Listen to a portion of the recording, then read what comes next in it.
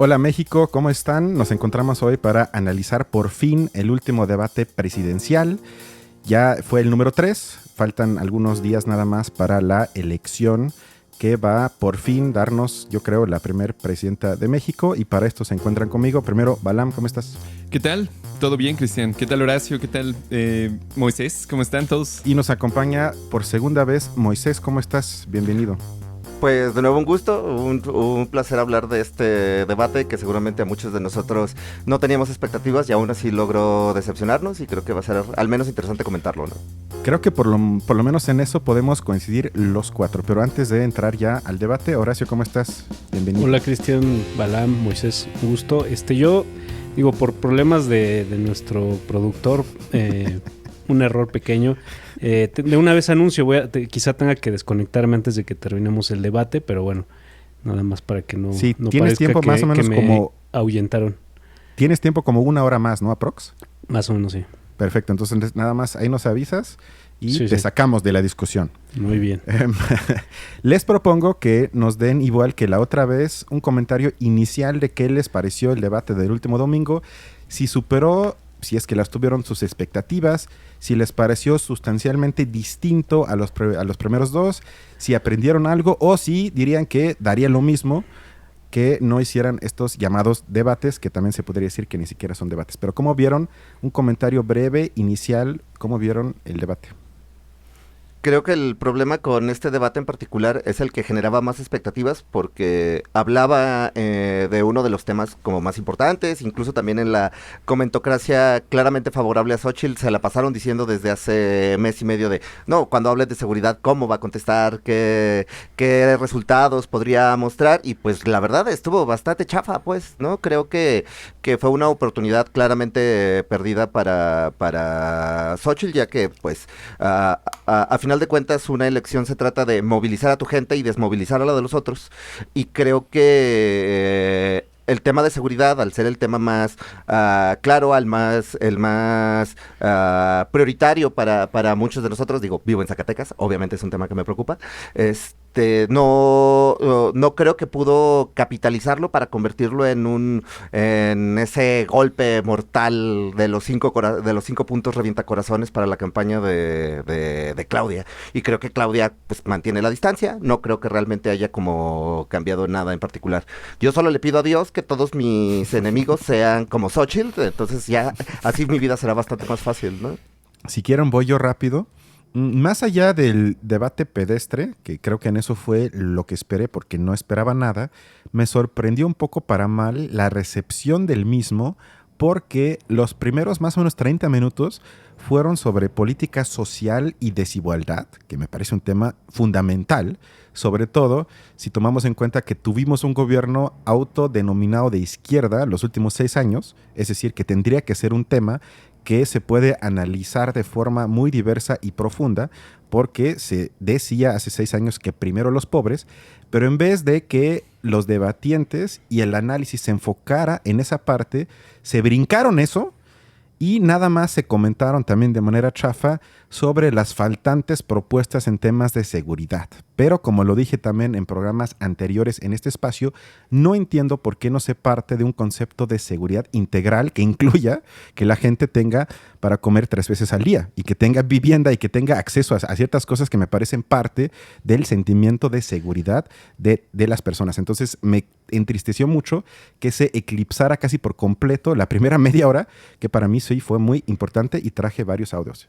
Pero bueno. Efectivamente, bueno, a mí me pareció que en realidad como una muy buena parte del debate se la llevaron los juegos de poder entre cada uno de los grupos, ¿no? Se insultaron bastante y de hecho yo alcancé ya a descubrir que efectivamente es más bien la expresión de esta clase de pequeños pleitos o digamos, disconformidades al interior de los grupos. De manera muy clara me pareció a mí que en este debate pudimos ver que Maynes intentó posicionarse como el segundo lugar y que Xóchitl intentó tirarle a Sheinbaum. Y eso básicamente fue todo lo que ocurrió durante el debate. O sea, no hubo como ya lo hemos comentado aquí, un tratamiento serio, aunque también como en otros debates o como en el debate anterior lo dijimos, las razones pueden ser distintas. Los objetivos de los debates no son necesariamente los más racionales ni los más políticamente correctos, pero sí que me pareció que fue una caricatura de esta clase de contradicciones y problemas que tienen los candidatos entre sí.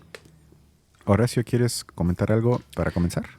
Pues ya digo nada más agregar que pues efectivamente si por debate presidencial nosotros nos imaginamos este momento en el que vamos a ver qué perspectiva tienen los candidatos sobre los problemas más agudos, más urgentes del país y cómo eso implica toda una red de decisiones que hay que tomar de una manera sistemática, profunda. Bueno, pues eso no fue este debate, ni ninguno de los anteriores.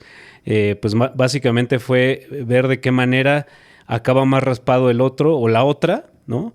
Y bueno, eso a partir de cosas bien basicotas, ¿no?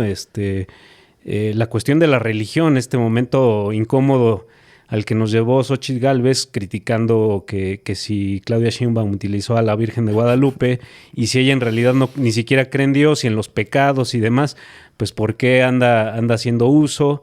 Y bueno, este tipo de cosas que hasta son muy, muy bajas y muy básicas, ¿no? Y solo a partir de eso raspar al otro.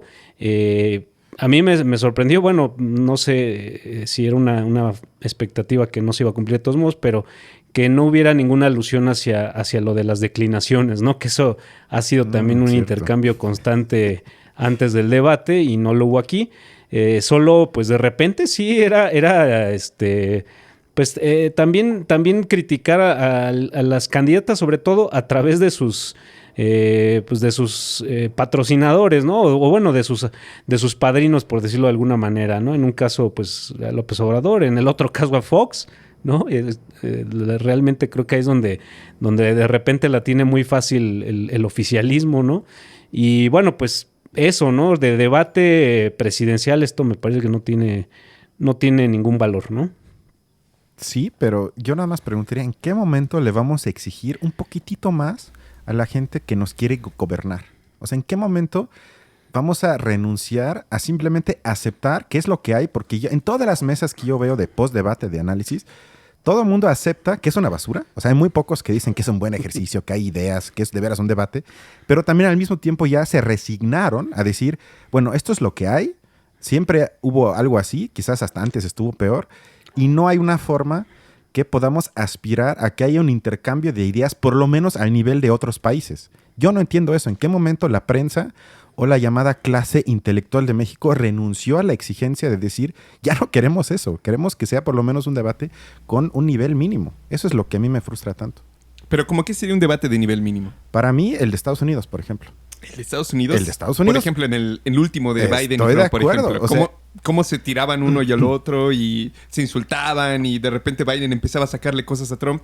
¿Eso te parece un debate de nivel? Esas son las cosas que luego salen en TikTok, pero para comenzar, los partidos políticos no tienen poder alguno sobre los medios de comunicación que organizan el debate. Aquí es el circo absoluto. O sea, aquí se quejan las candidatas del formato del INE cuando fueron ellas con sus partidos que aprobaron el formato. Es un circo absoluto. Y luego, ¿cómo le llaman aquí? Moderadores pasivos o activos. O sea, podrías poner un robot que te lea las preguntas a los candidatos. En Estados Unidos, los moderadores ejercen su función de periodista. Algunos mejor que otros, pues lo podemos debatir. Pero digamos, ellos, si yo te hago una pregunta y no la contestas abiertamente, dicen, Balam, candidato, conteste la pregunta.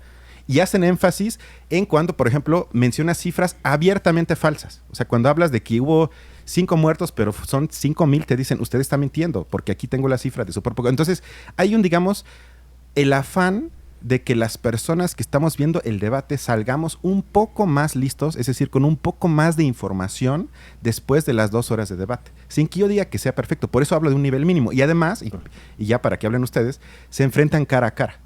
Es un cara a cara que se hacen preguntas entre sí los candidatos, que eso no quita que luego también sea un circo, pero digamos, por lo menos es un poco más vivo, un poco menos rígido, un poco más dinámico, y sí sacas a veces una que otra información del candidato que no tenía planeado compartir antes del debate. Aquí leen cosas ensayadas antes de salir, eso no me aporta nada, pero bueno, yo no sé cómo lo vean ustedes dos, o sea, hablo de Moy y de Horacio. ¿Quieren decir algo? Creo que es un síntoma general de la relación tan problemática que tenemos como país con la democracia, porque creo que tenemos como una democracia protegida, pues en general o sea, realmente si nos ponemos a pensar la credencial de lector que hablan de toda esta serie de candados que tiene, infalsificable y toda la tecnología, lo que le están diciendo es así como, no confío en nadie, ¿no? Es así como, todos los intentos que estoy haciendo porque no hagan trampa, porque estoy muy seguro que la mínima posibilidad de que hagan trampa, ¿no? Y creo que también pasa un poco con los debates o con las reglas de comunicación a la hora de asignar tiempos de televisión, así como este asunto de cómo medir, así como cuánto hablaste de Xochitl, cuánto hablaste de Claudia, cuánto hablaste de Maynes, que el debate yo creo que es su forma más concentrada, pues la forma en la que cataliza toda esta serie de la desconfianza y sobreprotección casi paternalista que tenemos sobre cómo no nos hacemos daño y cómo justamente los partidos tienen muchísimo miedo de que se vean las costuras, y creo que en ese intento, porque no se vean, quedan aún más exhibidos, o sea, por evitar que se burlen de ellos, queda como demostrada la parodia de discusión que se tiene. Hablábamos en la mesa anterior y bueno, lo veo en Twitter, esto, obviamente la caja de resonancia de mis propios intereses, de las personas que yo sigo, me regresa a esto muy probablemente,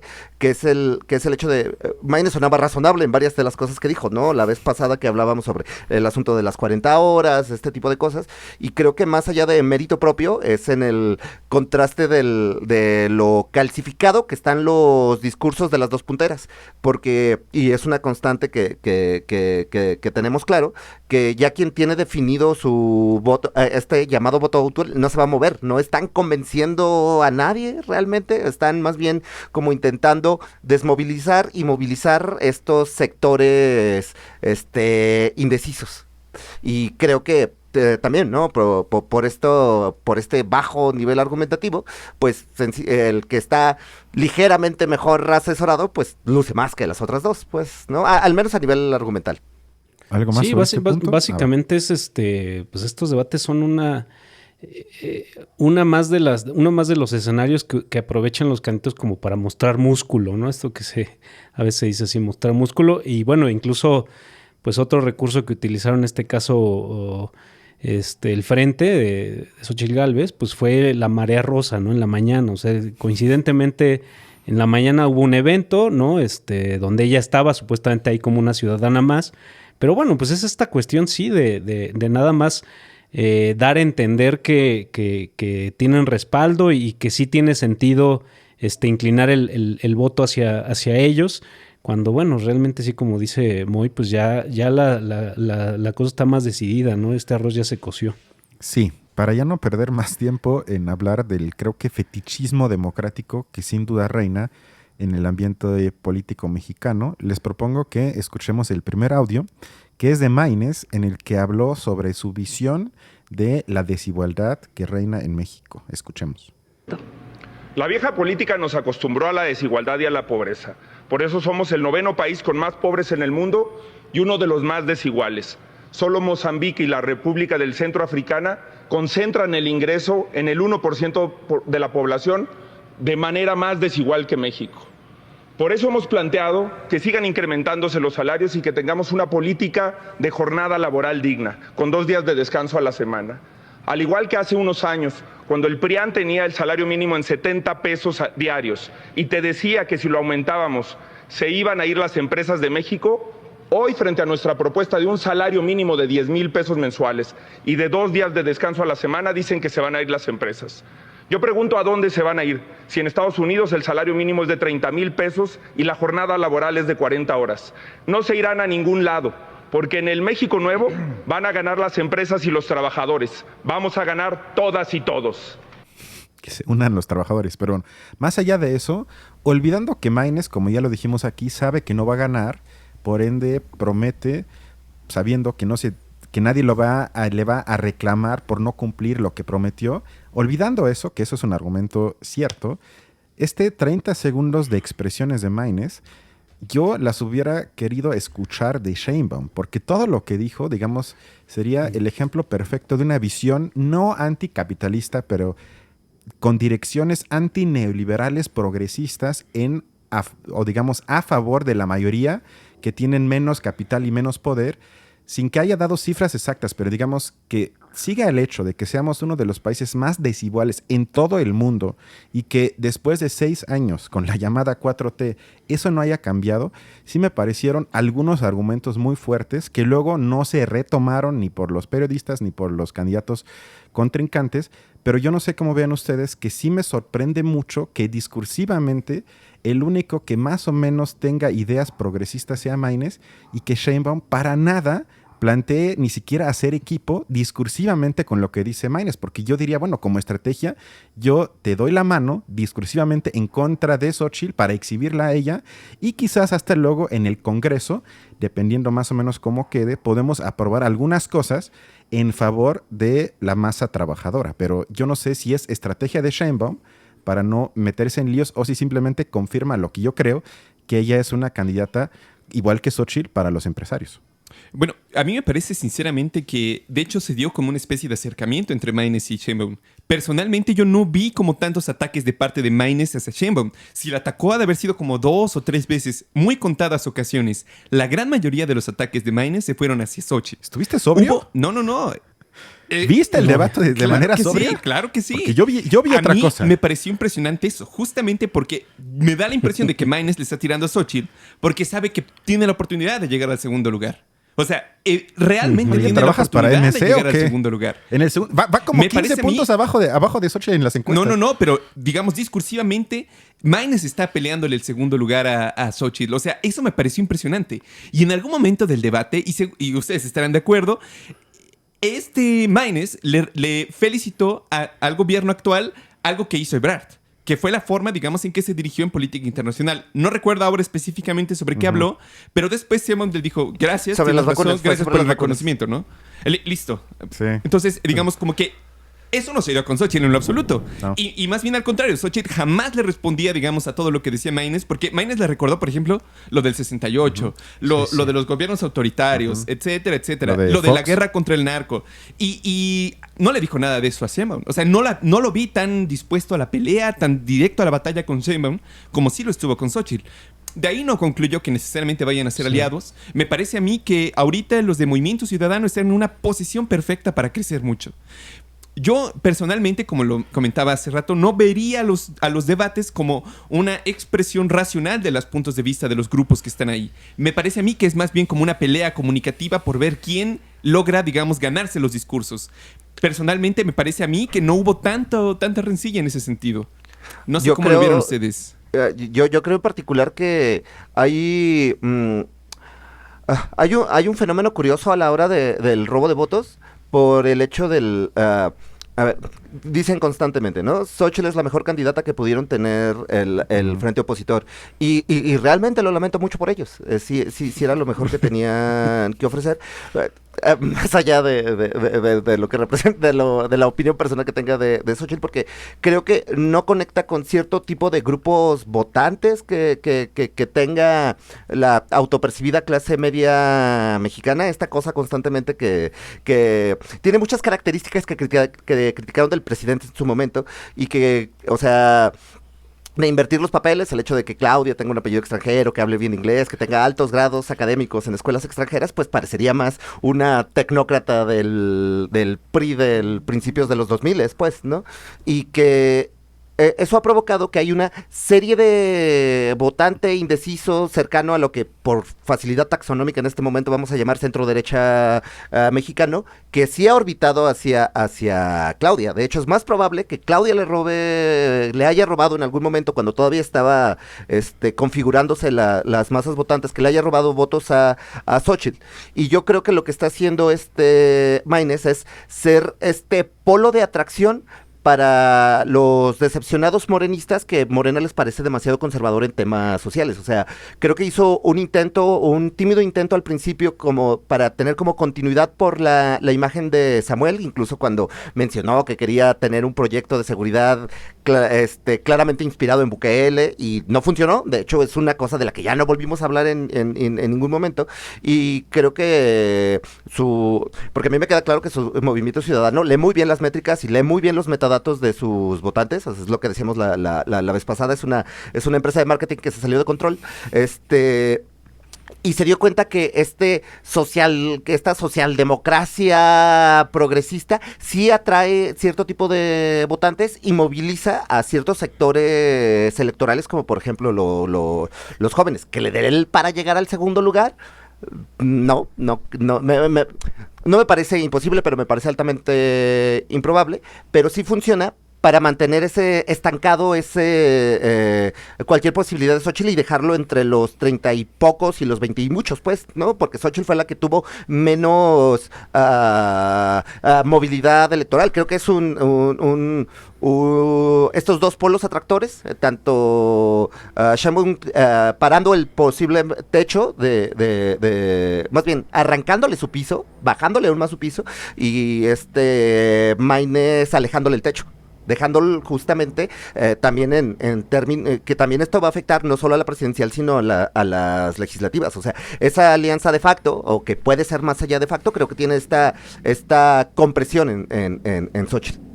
Yo tengo un punto, pero no sé si quieres decir algo, Raquel. Sí, yo nada más, o sea, respondiendo a lo que tú planteabas, ¿no? Si Sheinbaum no tendría que estarse como encadenando o como uniendo sumando al discurso progresista de Maynes. Es que yo creo que con lo que Claudia Sheinbaum está peleando más, o sea, su arma más fuerte, pues es la percepción que se tenga sobre todavía el final, o bueno, sobre el gobierno de López Obrador. O sea, un poco con la idea de que la estabilidad con la que termine el sexenio de López Obrador será la estabilidad con la que ella comience el suyo. Entonces, de ahí que lo que haya que presentar, la cara que haya que volver más visible es la de los resultados, supuestos resultados del gobierno de López Obrador, o las grandes obras, o por ejemplo, cuando hablaban sobre seguridad, pues sus cartulinas siempre mostraban índices de percepción de seguridad de la gente, ¿no? Entonces, esa es la cara que están tratando de mostrar, la percepción sobre el gobierno de López Obrador, que te digo, es con la que ella, pues supuestamente va a empezar también el suyo, ¿no? Entonces, creo que, pues esa es la estrategia. Entonces, cualquier cosa que sea mostrar nuevas propuestas, algo que sea más progresista todavía que lo que hizo López Obrador, creo que es una zona de riesgo en la que no se quieren meter de repente, ¿no? Entiendo, pero ya para ir al segundo audio, mi pregunta era más que lo que dijo Balam, que no comparto algunas cosas, pero bueno, más allá de eso, sobre el comportamiento no tanto de Maynes, sino de Sheinbaum. O sea, porque Maynes es como el loco que puede hacer básicamente lo que gusta porque sabe que no va a ganar.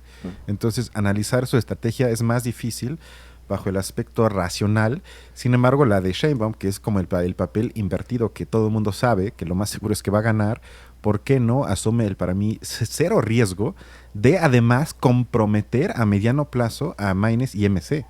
Porque evidentemente creo que la mayoría aquí en la mesa estaríamos de acuerdo que la gran parte de las cosas que promete Maynes no son parte del sentido común de muchos integrantes de MC. Por lo tanto, si Sheinbaum le diría, ok, yo apoyo esto, cuando yo gane la presidencia, yo te más o menos extiendo la mano para que te comprometas en este instante que vas a votar a favor con MC esta política.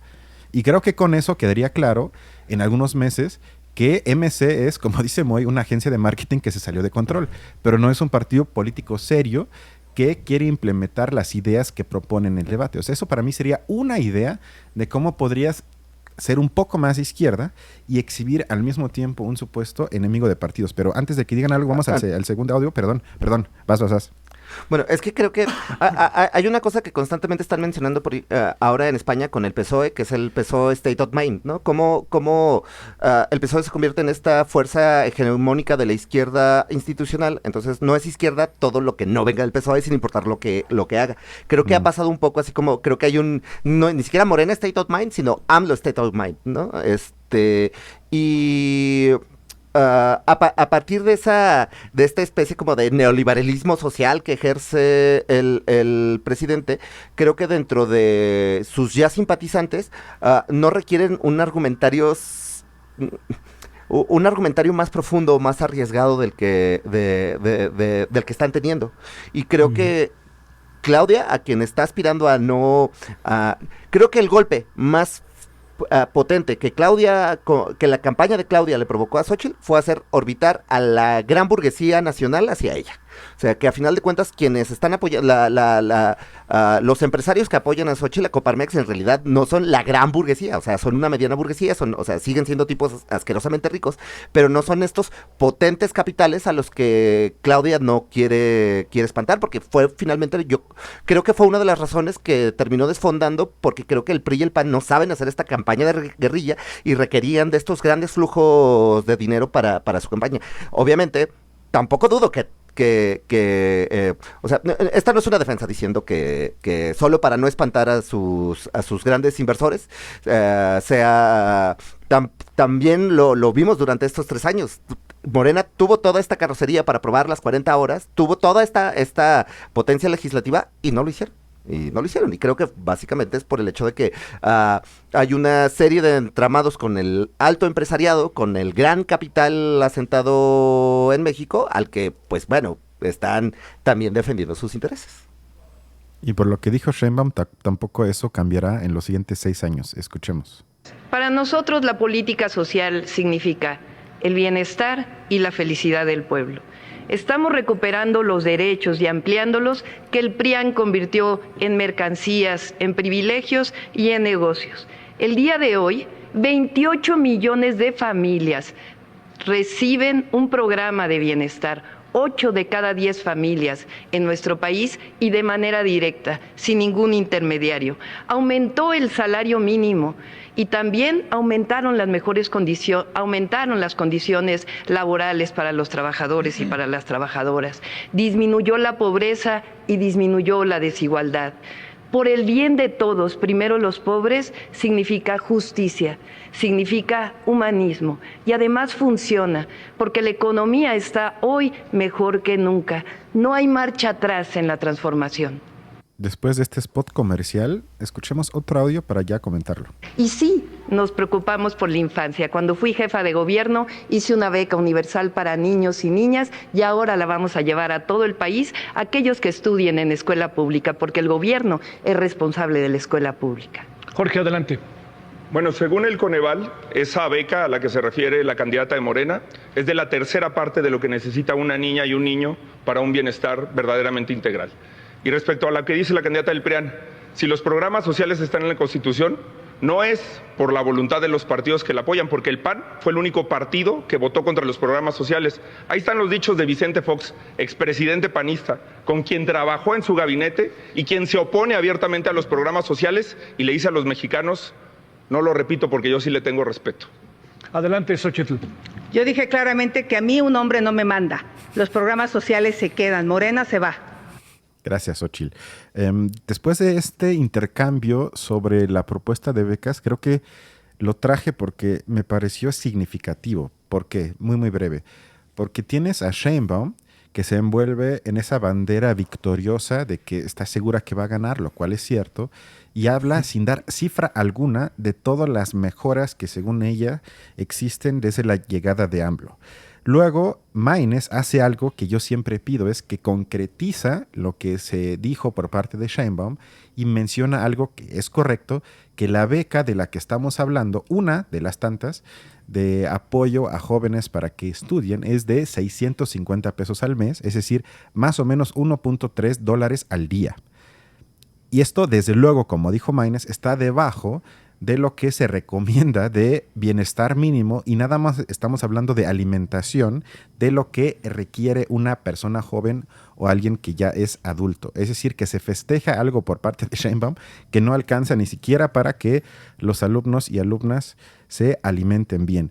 Y lo último es que también vimos que a la que menos le importa ese punto es Xóchitl, sino ella a lo único que aspira es a que no la asocien a que ella quiere quitar ese tipo de apoyos, sino que se acepte que ella no los va a quitar, que Morena se va y que ellos van a dar, como ya también lo dijimos aquí, tarjetitas o lo que sea, pero que ella tampoco tiene algo diferente que ofrecer para la gente que reciben esos apoyos. No sé cómo lo ven ustedes. Bueno, a mí me parece sinceramente sorprendente. No sé cómo lo vean ustedes, en el sentido de, si nos ponemos, digamos, a comparar las propuestas de los candidatos, lo que estamos observando, lo que estamos discutiendo, por ejemplo, con Argentina.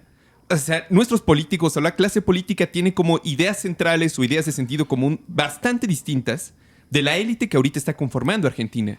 Porque por lo menos, digamos, aquí no se pone en duda, por ejemplo, que deben haber becas o que las becas para los estudiantes está bien. Lo que se critica es que sea muy poco. Esa fue, digamos, de alguna manera la crítica de Maynes.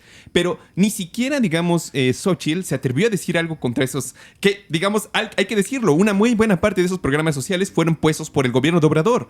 Es decir, como que por inercia ellos ya están aceptando por sentido común o como consenso, digamos, de entrada, que muchos de los supuestos y puntos de partida de Obrador son también los supuestos como por antonomasia de la política.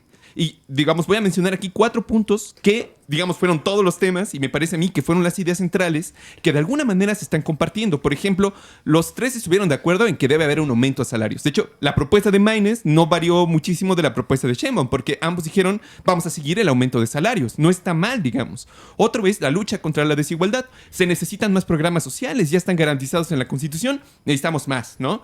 La cuestión, digamos, de que el inicio de la guerra contra el narcotráfico fue el origen de la inseguridad, es un tema compartido también por Maynes, es un discurso que también lo adoptó. Y uno último más, que digamos el PRIAN hasta cierto punto es responsable de muchas catástrofes, eso también lo dijo Maynes. Es decir, me parece a mí que se está colocando en el centro de la política mexicana por lo menos ideas que sí están muy alejadas de los extremismos de derecha desde mi punto de vista, pero que siguen sin conseguir, digamos, alcanzar a ser lo suficientemente de izquierdas desde mi punto de vista. Pero no tiene que ver, como lo mencionaba Cristian y como lo mencionaste en tu programa recién que hiciste sobre el segundo debate, no creo que tenga que ver, digamos, con necesariamente que las becas sean de 600 pesos. Porque como te decía, el hecho de que existan ahí quiere decir que existe la posibilidad de aumentar a futuro esa cantidad. Pero desde mi punto de vista no va por ahí. Tiene que ver más, digamos, con la cuestión de que lo que estamos discutiendo hoy en día como el problema económico es la desigualdad en sí misma. Pero eso significa que entonces que abandonamos la discusión sobre, digamos, pensar que la desigualdad en realidad es un efecto de una forma de producción específica, de una forma de compartir propiedad privada entre grupos empresariales, entre grupos políticos, que no se está poniendo en duda. Pero eso no solamente nos pasa aquí, se está pasando también en Estados Unidos. La gente de izquierda ahora, o una muy buena parte, se señala como abiertamente en contra de la desigualdad. Pero justamente, digamos, la lucha de la desigualdad es aceptar de antemano que existe un, digamos, establishment de propiedad que debe respetarse, y con base en eso, bueno, van a haber como dicen los economistas, exterioridades, consecuencias secundarias no pensadas para las cuales hay que desarrollar programas. Eso, digamos, es un consenso detrás que no se está comentando. Entonces, yo solamente creería que va como un poco por ahí también la crítica. Ahora que menciona Estados Unidos, o sea, Estados Unidos es de los países que más subvenciona cosas, pues, ¿no? Que hay como estos apoyos a la y que el enorme problema que tiene Estados Unidos en este bueno, uno de los enormes problemas que tiene es un problema de infraestructuras. Lo hablábamos la vez pasada también cuando discutíamos el debate. El problema de las de los apoyos en efectivo tiene que ser con que, debido a cómo tenemos nuestro sistema de producción, nuestro modelo económico, lo que hace los apoyos directos en economía estás subsidiando la iniciativa privada. O sea, lo repito el argumento de la vez pasada, o sea, esta gente no va y compra en tiendas del bienestar o en hospitales del bienestar o lo gasta en internet del bienestar o la cosa que a la que le quieran poner ese apellido, no se gasta en paraestatales para que regrese al Estado, sino van justamente o sea, el sistema de salud básicamente trata de financiar a las farmacias CIVIS. Y la primera línea de defensa de la salud pública en México, pues, ¿no? Y además también la otra cosa que ocurre es que realmente nadie está mencionando cómo construir verdaderamente infraestructura de bienestar público, cómo robustecer la capacidad que tiene el Estado para paliar esos niveles de desigualdad, ¿no? Salud de calidad, educación de calidad, transporte público de calidad. Nadie dijo nada sobre en temas energéticos, en términos ambientales, en términos de seguridad también, de política social, transporte público digno. O sea, que con que de lo que hablábamos también la vez pasada, que enfocándonos en una medida tan aparentemente simplona, hay un montón de problemas que se van, que atenúa e incluso algunos que resuelve. Por ejemplo, un sistema público de transporte, ¿no?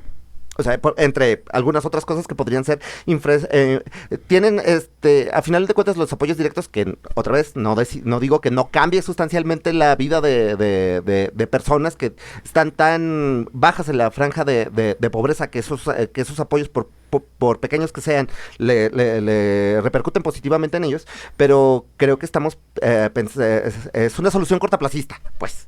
Es que, bueno, a mí un poco entre lo que dijo Balam y lo que dijo Moy, a ver si entendí un poco lo de los puntos que ustedes rescatan a partir de esto.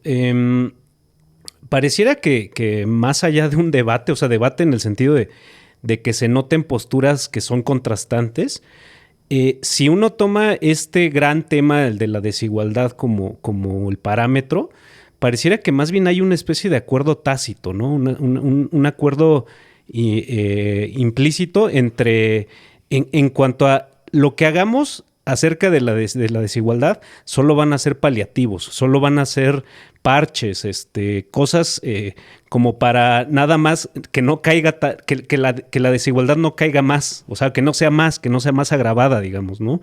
Creo que eso es un poco lo que me queda un poco de las opiniones que acaban de decir, ¿no? Y pues entonces ahí este debate más bien es un acuerdo, es una especie como de definir los márgenes en los cuales pues van a venir las discusiones futuras en las cámaras, entre el Ejecutivo y el Legislativo o entre los grupos antagonistas, ¿no?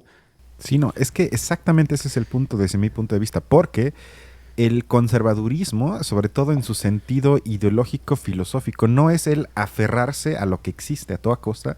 Eso sería hasta más el fascismo, que a fuerza quiere mantener algo o regresar a una especie de utopía del pasado según ellos, y como no se puede, lo quieren hacer a través de la fuerza. Pero los conservadores listos entienden que hay cosas que tienen que cambiar para que más o menos todo siga igual. Y me parece que eso es lo que estamos viendo, que como dice Horacio, hay un consenso tácito, a veces hasta explícito, de que hay límites. O sea, hay cosas como también por 15ª vez en este espacio, reforma fiscal, es decir, que paguen más los que tienen más. Nadie, Maynes lo dice, pero tampoco lo haría si fuera presidente, nadie toca ese tema, ni siquiera discursivamente se atreven a abrir esa caja de Pandora que cualquier economista serio en México diría que si no hablas de eso, no es serio que prometas cosas de inversión, porque simplemente no hay suficiente recaudación a través de mayor cobro de impuestos a la gente que más dinero tiene. Entonces, sí me parece que eso es contrario a lo que tú dices, Balam. Yo veo lo que tú ves, pero en sentido neoliberal. Yo veo un consenso neoliberal progresista.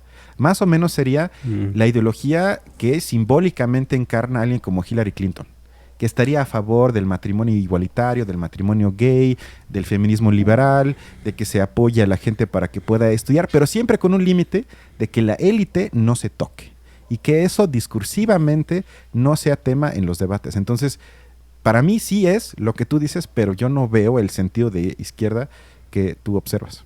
Creo que esto me recuerda un poco a el análisis que hace Gustavo Bueno en su libro El mito de la derecha, cuando habla de el régimen prusiano de Bismarck, cuando lo define como derecha socialista en el sentido de que es una revolución desde arriba para evitar la revolución desde abajo, y es parte de la naturaleza misma del capitalismo, el de revolucionarse y reformarse a sí mismo para sostener en el fondo el status quo. O sea, otra vez, no hay ninguna propuesta realmente revolucionaria. O sea, nadie está diciendo, vamos a privatizar, vamos a bueno, para empezar, ¿no? Nadie dice que privatizar, también porque creo que es una palabra que hay como, asusta en el ideario nacional revolucionario intrínseco en cada mexicano, pero tampoco nadie quiere expropiar nada, pues, ¿no? O nadie está hablando, nadie habló de modelo económico, nadie dijo nada al respecto, o sea, la palabra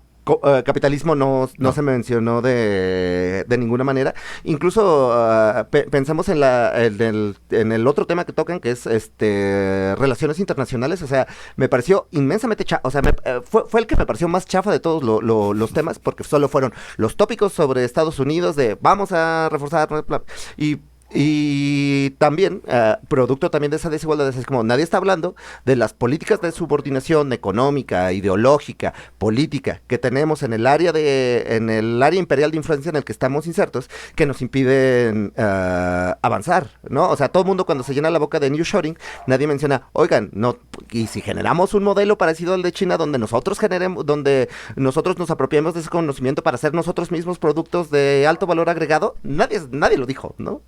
Pero es que a mí personalmente eso me parecería, sinceramente, un sinsentido. No tiene ningún motivo de ser. O sea, podemos hacer buenos planes o imaginarnos, digamos, que puede haber otro modo de desarrollo, pero debemos aceptar, digamos, el hecho o partir del hecho de que Estados Unidos tiene suficiente poder como para evitar cualquiera de sus planes. No creo que podamos, o bueno, podemos hacerlo, pero no creo que sirva de mucho criticarlos desde un punto de vista como tan abstracto. O sea, yo creo que no tienen como en realidad tampoco tanto oportunidad de viraje. Es decir, es muy probable que en los próximos años se vaya a desarrollar México por otras razones que no necesariamente tienen que ver con la clase política. Por ejemplo, el hecho de que a Estados Unidos le conviene sacar toda la producción de China de allá. O sea, tienen que encontrar mejores lugares. Una parte del nearshoring es eso, y va a depender mucho más, creo yo, de Estados Unidos y lo que pretendan hacer sus empresas que del interés de la clase política que esté gobernante en turno. Sin embargo, digamos, en todo caso, la agencia yo creo que tendría una clase política tal, sería tratar de que este desarrollo no fuera únicamente, digamos, a establecer lazos de dependencia económica con Estados Unidos. No sé, o sea, es que yo no creo que catalogarlo simplemente como neoliberal nos vaya a servir de algo para analizar el debate. Porque, por ejemplo, el hecho de que pretendan generar el polo de desarrollo en Centroamérica y todo lo demás no tiene que tanto que ver con beneficios económicos para Estados Unidos, para México. Eso, digamos, por sí mismo me parece que es una posición o una posibilidad que no hay que descartar de antemano. O yo no descartaría tan fácil. Ok, nada más. Si lo que tú dices lo puedo entender y comprendo el punto, aunque también ahorita quiero decir algo de lo que dijo Moy, pero ¿por qué entonces? Escuchamos un breve audio de Claudia Sheinbaum. Ella me dice esto en el debate. Acabó la sumisión en la política exterior. Vamos a recordar el come si te vas de Fox, o el rápido y furioso que dejó entrar muchísimas armas a México de Calderón, o la humillación de Peña Nieto frente a Trump. La política de Andrés Manuel López Obrador en el exterior es un orgullo, es un timbre de orgullo. Recibimos vacunas durante la pandemia. Ahora hay un trato como iguales. Pasamos del Plan Mérida al entendimiento bicentenario con pláticas de alto nivel. Ahora se condenan los golpes de Estado, también se defiende nuestra soberanía y finalmente se procura la paz en todo el mundo. O sea, ¿por qué me dice eso? Porque yo entiendo, y creo que nadie aquí en la mesa negaría, esta especie de destino geopolítico que nos tocó tener la frontera con los Estados Unidos. Sin embargo, para acercarme un poco a la propuesta de Moisés, sí creo que Ebrard, cuando todavía era para tomarse en serio como candidato, cuando todavía tenía voz propia, habló de que es digamos, un interrego en el juego de ajedrez geopolítico en el que ya no es tan clara. Perdón, sí me... No entendí la como palabra. Una táctica, una estrategia política. O sea, que digamos que hay el momento geopolítico en el que ya el dominio del llamado Occidente liderado por Estados Unidos ya no es tan claro. Ya se habla del mundo tripolar, bipolar, multipolar, como lo quieran ver, pero digamos, hasta en propio Estados Unidos ya se acepta que ya no ellos mandan, como quizás fue del 45 al 90 o quizás hasta un poco más. Entonces, de lo que hablaba Ebrard es que aprovechar ese reacomodo geopolítico para usar como una especie de moneda de presión las ofertas que quizás vengan sobre todo de China. No creo que tanto de Rusia, pero sobre todo en el sentido del intercambio comercial con China. Que digan que cuando yo negocio con Estados Unidos, diga, a ver, yo tengo estas ofertas de 100 empresas chinas. Obviamente yo entiendo que tú no me vas a dejar hacer eso, pero entonces ofréceme algo. Más o menos como lo hizo el PRI, o por lo menos mi lectura es esa, en el siglo XX, que eran el muro anticomunista para frenar la influencia geopolítica de Rusia y a cambio había una especie de soberanía aumentada momentánea para tener más o menos un comercio interior y un intercambio un poco más justo comparado con la época cuando ya se cae el muro de Berlín. Ya no había esa fuerza para negociar con Estados Unidos. Entonces, yo creo que Moisés ahí sí tiene un punto que por lo menos para negociar mejores condiciones con Estados Unidos, sí se podría usar la potencial influencia comercial de China. Sí, adelante. Creo que incluso nadie dijo China durante el debate. Nadie lo mencionó. ¿Cómo en el tema de relaciones exteriores, de relaciones internacionales, de relaciones de política exterior, no mencionas el la segunda potencia o la primera potencia de per cápita por paridad de compra? ¿Cómo no lo mencionas? O sea, independientemente de que, dada nuestro destino geopolítico y geográfico, como diría Tim Marshall, somos prisioneros de la geografía, estamos, obviamente, hay una inercia que nos obliga a estar como en cierto eje del mundo, pero aún así tienes que hacer tratos comerciales con el principal socio comercial de tu principal socio comercial. Incluso ya hay una serie de inversiones, producto también del nearshoring, de inversión china. O sea, hay un diálogo con esa parte del mundo que se tiene que hacer, sí o sí, y nadie lo consideró, y estoy totalmente de acuerdo, pues, ¿no? O sea, el desarrollo estabilizador mexicano solo fue posible por el desmadre geopolítico que existía en ese momento. Pensemos incluso también como China, el gran error geoestratégico de Estados Unidos durante el siglo XXI fue concentrarse en Medio Oriente y abandonar por completo el Pacífico Sur. Justamente toda esta paranoia por la cacería de terroristas fue lo que le permitió a China tener este aire de crecimiento y de expansión soberanista, comercial y económica y crecer. Obviamente, en este momento o sea, hoy, justo cuando estaba el debate, se estaba muriendo el presidente de Irán en un accidente de helicóptero. O sea, el mundo es particularmente convulso.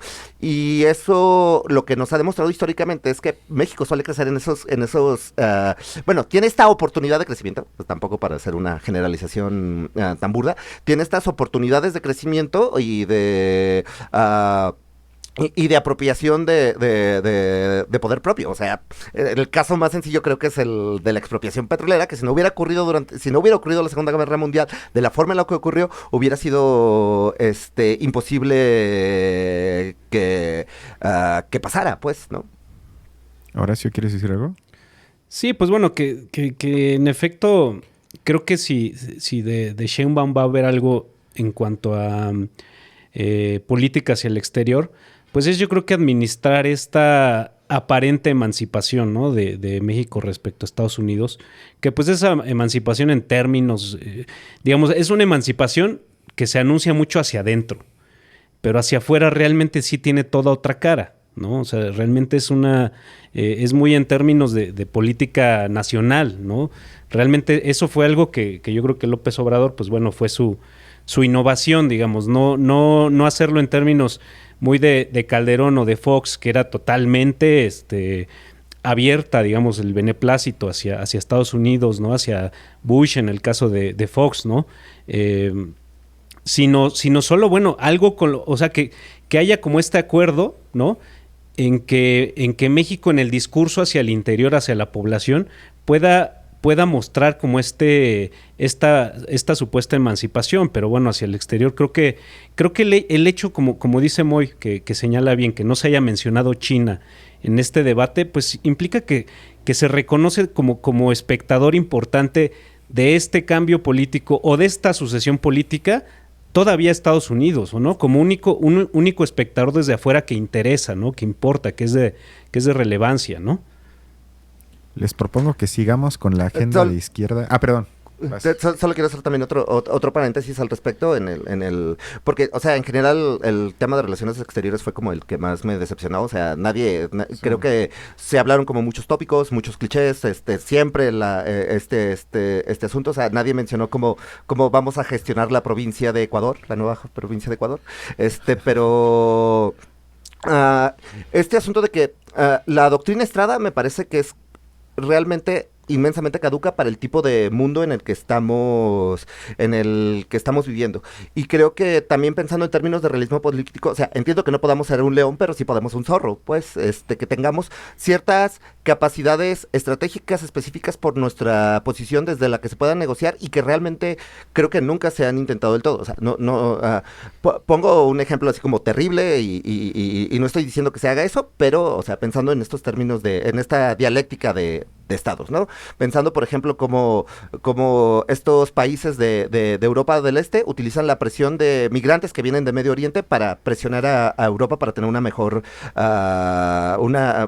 mano a la hora de negociar con la Unión Europea, ¿no? Lo que hace Orbán, lo que hace Erdogan. En teoría, México tendría esa capacidad de hacer algo por el estilo. O sea, no digo que causemos una crisis de humanitaria, migratoria en la frontera norte, pero a la hora de negociar la forma en la que si ya nosotros vamos a contener a los migrantes de Centroamérica, creo que eso nos daría una mejor carta para la negociación con la relación que tenemos con Estados Unidos, ¿no? O sea, nunca le vamos a poder hablar en el futuro inmediato, dadas las coordenadas de la realidad que existen actualmente, nunca vamos a poderle hablar de tú por tú. Entonces, creo que la diplomacia mexicana, las relaciones exteriores mexicanas tienen que ser tomadas con más astucia y teniendo en consideración el mundo en el que vivimos, y es una de las cosas que me parece, ¿no? O sea, yo creo que una de las críticas profundas que se le puede hacer al presidente es que, como dijo Jalife en algún momento, el conspiranoico de Jalife, es que es un aldeano, ¿no? O sea, realmente creo que está como muy ensimismado y no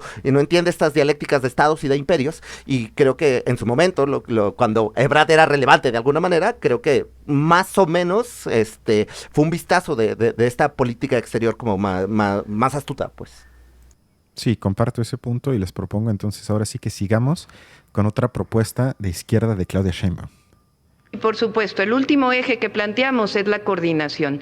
Vamos a mantener los gabinetes de seguridad y construcción de la paz en todo el país y también coordinación con el fiscal general de la República. Lo he planteado, aun cuando exista autonomía, es importante que venga el gabinete de seguridad para avanzar. Y por cierto, también la Suprema Corte de Justicia de la Nación debería también comprometerse con la seguridad.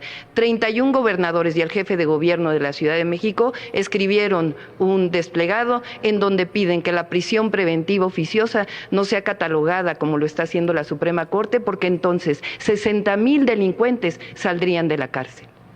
Hablaron de marihuana, Jorge Maínez, precisamente. Bueno, adelante. Para responderle a la candidata de Morena, la mayoría de esas personas ni siquiera tienen una sentencia. La prisión sin juicio viola derechos humanos y es inconvencional. Les quedan 23 segundos, Xochitl Gálvez, 15 Estoy segundos. en contra de la prisión preventiva oficiosa. Eso sí fue uno de los puntos que no pude creer, lo tuve que oír y ver varias veces. O sea, creo que hay pocas políticas más antipobres que la prisión preventiva oficiosa. Y además que la candidata autodenominada de izquierda le llame delincuente a las 60,000 personas que están en la cárcel sin juicio alguno, también me pareció algo que sigo sin poder asimilarlo, y que Maínez fue de las pocas ocasiones que creo que se sorprendió tanto que le contestó en el momento, y que hasta Xochitl Gálvez, la candidata de centro derecha o derecha, también esté en contra de eso. Es algo, insisto, para mí inverosímil, porque el único creo que lo he escuchado con una narrativa similar es Bukele, Trump y uno que otro quizás se me escapa, pero digamos, esa ideología de equiparar a la gente que no tiene poder, ya sea por su estatus migratorio o porque simplemente no tiene dinero ni nada para pagarse a un abogado y entonces es metida a la cárcel, igualar eso con 60,000 delincuentes y pedirle a la justicia mexicana que deje de llamar eso un atropello a los derechos humanos. Yo digo, no, bueno, ¿qué nos espera con esta presidente para la gente más pobre? Porque, insisto, de esa gente que está en la cárcel por esa figura judicial, creo que el 99% es gente que no tiene nada, es gente de pobreza extrema. Entonces, yo no sé cómo vieron ese punto. Pues es que es de estas fórmulas que permite, que yo creo que o sea, que creo que se establecen a partir de una lógica muy del poder, ¿no? De quien esté en el poder. Es justo para no reconocer varios problemas donde puedo solo reconocer uno, ¿no? si de lo que tú estás hablando, bueno, 60,000 personas que estén en condiciones variadas y por una razón o por otra caen en una especie de probable delito, ¿no? Bueno, es más fácil reconocer ya como personas que están, que son delincuentes, a reconocer varios otros problemas que están relacionados ahí, ¿no? Tú mencionaste uno, el de la migración, pero bueno, creo que aquí caen varios otros que en efecto, como también sugieres, todos están relacionados o tienen una raíz en la pobreza, ¿no? Pero ahí date cuenta cómo desde la lógica del poder reconocer eso sería reconocer pues un caos, ¿no? En el gobierno que supuestamente tú ejerciste de una mejor manera, ¿no? Y que creo que entonces, bueno, pues que de parte de la oposición sí se esté lanzando como el desafío, ¿no? Hacia corregir eso, bueno, pues es justo la lógica del que está atacando al poder, ¿no? Estoy de acuerdo, pero yo le preguntaría a Balam, ¿eso es izquierda? ¿Eso es anti-hegemonía neoliberal? Pues no, yo digamos, estoy de acuerdo contigo, digamos, en el sentido de que parece ser como una especie de sentido común que se está, digamos, cada vez localizando más en América Latina. Como lo punitivo, ¿no? Sí, o sea, yo creo que, como lo comentábamos antes del programa, Milei, por ejemplo, una de sus grandes propuestas justamente de seguridad es replicar la estructura de seguridad que tiene El Salvador. El problema de seguridad de Argentina no se compara en lo absoluto con lo que tenía El Salvador, es decir, es uno de los países más seguros de América Latina y sin embargo, justo como lo comentábamos, las percepciones de las personas, aunque no existan delitos así como tan graves, es muy alta, o sea, es de que la inseguridad necesitamos un estado policíaco, militar, que esté en todos lados, o sea, yo creo que es un discurso que cada vez se está implantando más en América Latina y es cierto, o sea, me parece a mí que de alguna manera Sheinbaum se adhiere a ello, que sin embargo, digamos, más allá de lo netamente discursivo, yo realmente sí quiero saber, o sí me hubiera gustado saber cómo podría resolver esa situación, porque lo que dijo es que va a meter como más policía, ¿no? De alguna manera, esa ha sido la solución que se da desde Calderón, porque de hecho la justificación de Calderón de sacar al ejército era necesitamos reeducar a la policía, entonces solamente serán algunos meses o un par de años en lo que la policía es de nuevo entrenada y tenemos una policía profesional, pero digamos, por un lado, quizás como una parte de mí se pregunta ¿qué consecuencias tendrían tener más policía, ¿no? ¿Cómo podrías crearla? ¿Qué implica tener más control, agencias más grandes de investigación en un país, digamos, que ha sido históricamente catalogado como uno de los más peligrosos para ejercer el periodismo, por ejemplo, ¿no? O las manifestaciones de los indígenas, cuántas represiones tuvieron el siglo pasado.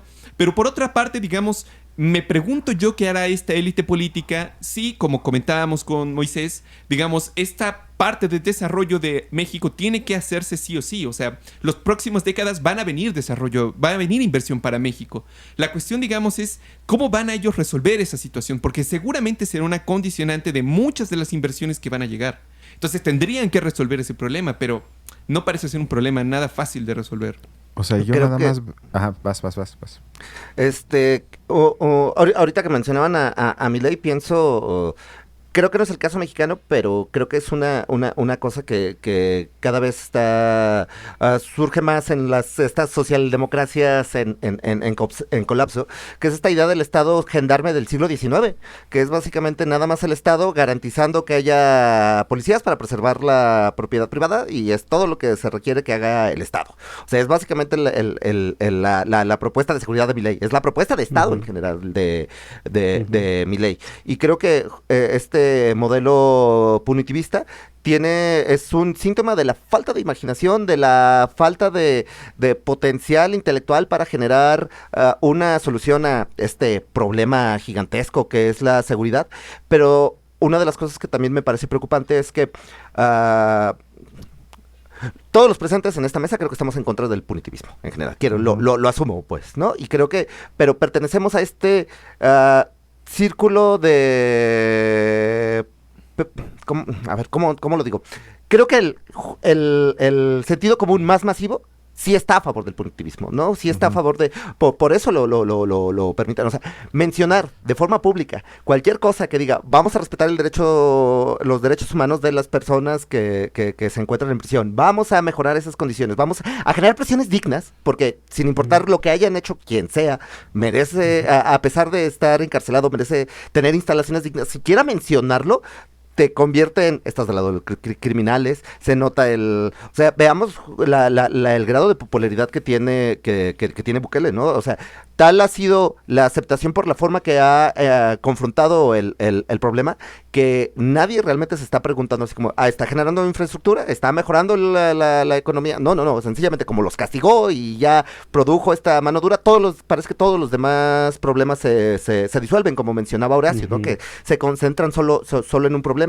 Y yo creo que también este es un asunto grave, porque nadie, o sea, pocos estarían dispuestos justamente a mencionar lo enormemente problemático que es continuar con el punitivismo, y básicamente es echarle más policías al problema, ¿no? Me recuerda a los Simpson cuando tienen cuando están cavando, que dicen, ¿cómo salimos del hoyo? Pues cava más, ¿no? Entonces es como, este problema de militarizar el país, ¿qué problemas, cómo lo resolvemos? Pues échale más militares, ¿no?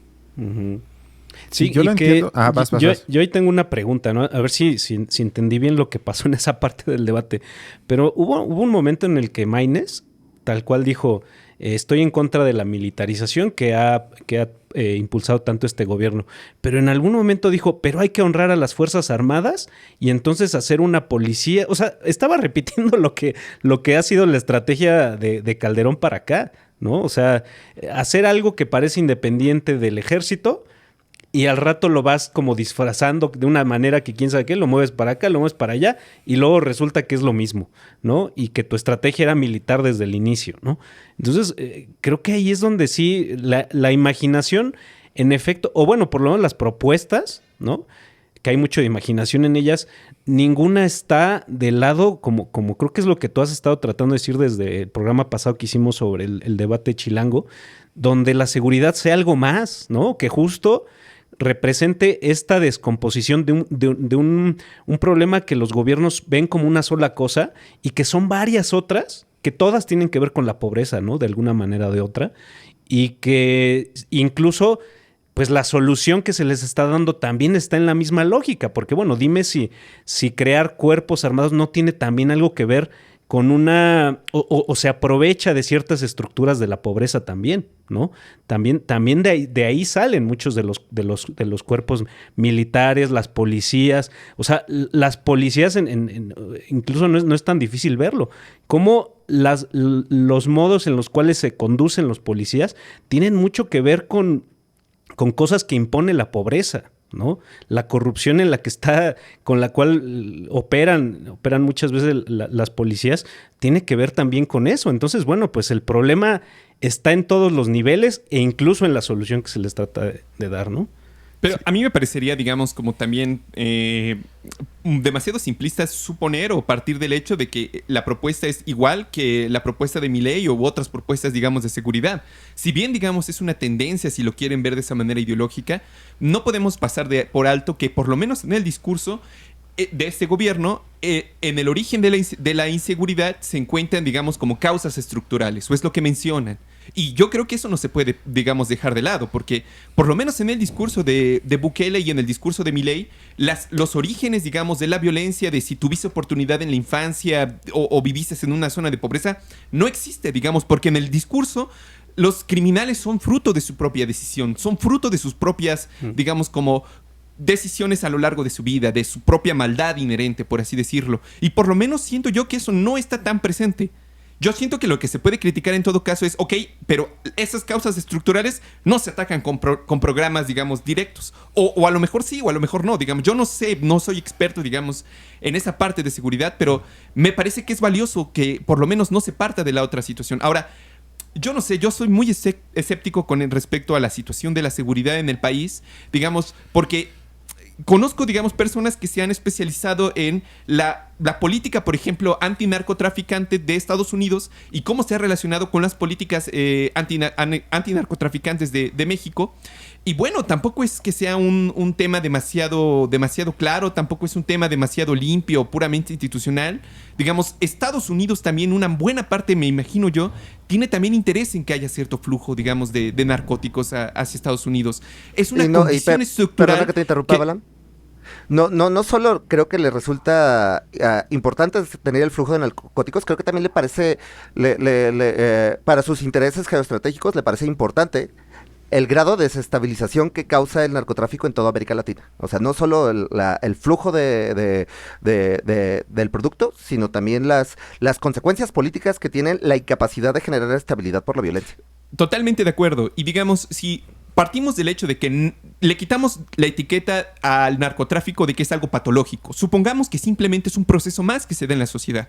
Porque visto desde un punto de vista puramente o estrictamente económico, los narcotraficantes, como lo hemos dicho aquí, son en realidad empresarios. Empresarios con intereses, empresas grandes, gente que tienen dinero, que se pueden producir, ¿no? Simplemente son empresarios ilegales. Lo que muchos estados buscan hacer es tratar de generar una burguesía legal a partir de ese conglomerado, digamos, de personas. Pero sí que si consideramos que es algo sistémico a los dos países o que es algo que no es patológico, sino que de alguna manera es natural o lógico dentro del sistema capitalista que nos encontramos, entonces para mí el problema de la inseguridad se vuelve todavía más difícil, porque significa que no es solamente, digamos, como regresar, siento yo ahí a lo mejor discreparía un poco contigo, Moisés, a garantizar el principio de un Estado como el principio hobbesiano, del Estado como el monopolio de la violencia. Yo creo que quizás lo que estamos viendo es que un Estado también puede funcionar, no necesariamente teniendo el monopolio, justamente a partir de la desestabilización, ¿no? Los sistemas sociales pueden reproducirse no solo a través de sistemas de estabilización, sino también de desestabilizar otros sistemas, ¿no? No sé, o sea, me parece complejísimo ese tema de la seguridad. Déjenme rápido, nomás un paréntesis. Horacio ya se tuvo que desconectar. Le mandamos un saludo y que la Virgen lo acompañe hoy y siempre. Y nada más mi participación tiene que ver en el sentido de que yo no me asumo como liberal. Es decir, a mí no me asusta el uso del ejército. Eso no es mi problema necesariamente. Desde luego no como arma letal para influir de esa manera o participar en matanzas, no me refiero a eso, pero digamos, el uso en sí del ejército a mí no me asusta y creo que como izquierda eso se debe de tematizar y aceptar. Pero el tema para mí es, y ahí sí es para mí lo que se eclipsa en la discusión es en qué partes, de qué manera y para qué asuntos usamos el ejército. O sea, yo tengo mis propias fantasías, si les quieren llamar así, autoritarias. O sea, yo digo, si la empresa de TV Azteca no paga impuestos, ¿por qué no mandan un grupo de la Guardia Nacional y la clausuran hasta que pague sus impuestos? Sin violencia, la clausuran. Y así, o si una empresa, que pasa mucho en México, contamina algún río, acaba con alguna parte porque simplemente no cumple con las reglas impuestas por la ley, pues te la vamos a clausurar hasta que pagues tu multa, hasta que repongas el daño, lo que ustedes gusten. Es decir, que nada más se use la fuerza del ejército siempre para combatir, para influir, para mantener, para no dejar entrar lo que ustedes gusten a los que no tienen poder. Es ahí donde tengo el problema. A mí sí me gustaría que lo usáramos también, por lo menos discursivamente, como arma en contra de los que tienen tanto poder que a veces no te queda de otra que la fuerza del Estado para proteger un poco a las personas o a los grupos de población que requieren del Estado, porque los que tienen tanto poder en México no ocupan la figura del Estado, no ocupan esa figura que le llamaban el portero de la noche, sino nada más, como tú dijiste, Moy, ocupan que el Estado garantice la propiedad privada, pero en todos los demás, ellos se pueden pagar todo lo demás en salud, en seguridad, en protección, lo que ellos gusten de manera privada, no ocupan al Estado. En cambio, la gran parte de la población sí ocupa la intervención del Estado. Entonces, si también se usara para otros propósitos y no nada más siempre contra la gente que no tiene poder alguno, yo no tendría tanto problema con este asunto. Pero sí siento que el enfoque nada más es cómo se usa contra los que menos tienen. Eso es el único debate y no se amplía también a otros aspectos. Estoy absolutamente de acuerdo contigo. La verdad sí creo que considerar estos discursos de paz mundial y como Costa Rica, que no tiene ejército y esas cosas me parece discurso Miss Universo. O sea, sí me parece el clásico Kumbaya, y un mundo sin... No, o sea, los estados necesitan sus capas corticales y sus capas conjuntivas que les den solidez, pues, ¿no? Y que puedan garantizar su eutaxia. Y creo que ahí yo creo que tendría que ver también en el enfoque, ¿no? Dice Balam, y con lo que concuerdo, así como son empresarios, o sea, básicamente el narcotraficante, bueno, la idealización que tenemos de la conceptualización del narcotraficante que tenemos es el sueño húmedo de los anarcocapitalistas, un empresario que no responde al Estado, que con su, bueno, que hace lo que tenga que hacer para obtener ganancias, o sea, incluso Milei lo dijo alguna vez, ¿no? Que consideraba que Al Capone era un héroe, ¿no?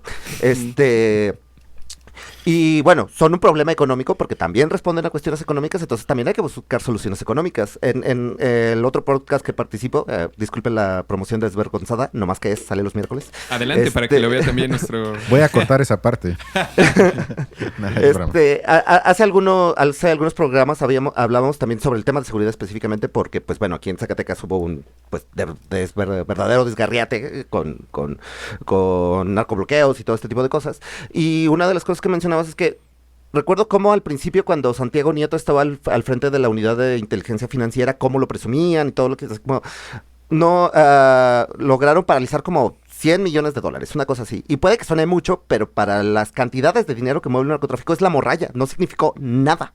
Nada, ¿no? Entonces, una unidad de inteligencia financiera con más dientes, que tenga justamente esta capacidad para atacar donde realmente duele, ¿no? Pensar justamente la obscenidad que es pensar en este banquero en Panamá o en Suiza o en Luxemburgo que nunca ha visto un arma en su vida, que nunca ha escuchado un corrido tumbado y que de todas formas se está enriqueciendo con la violencia que está ocurriendo en un moridero del tercer mundo, ¿no? O sea, y ahorita yo también creo en la necesidad de una fuerza del Estado que tenga la capacidad de causar lo que llama Gustavo Bueno la eutanasia procesal de forma inteligente. O sea, porque finalmente creo que la fuerza debe ser usada.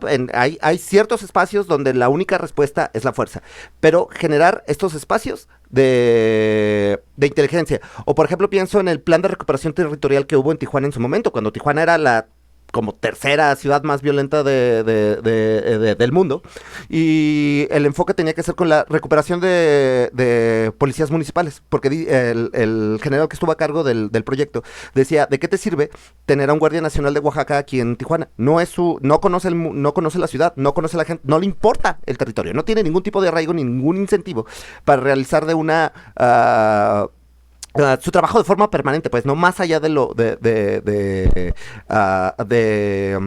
sé cómo explicarlo sin sonar romántico, pues, no más allá del deber, sino hay ciertas cualidades que tiene que las personas que protejan los espacios sean personas de ahí mismo, que tengan ese conocimiento de la población, que sus familias estén ahí, ese tipo de cosas que se ha ido degradando debido a las mismas mecánicas de los estados, de las mismas mecánicas del federalismo mexicano y las mismas formas en las que nuestras fuerzas del orden funcionan.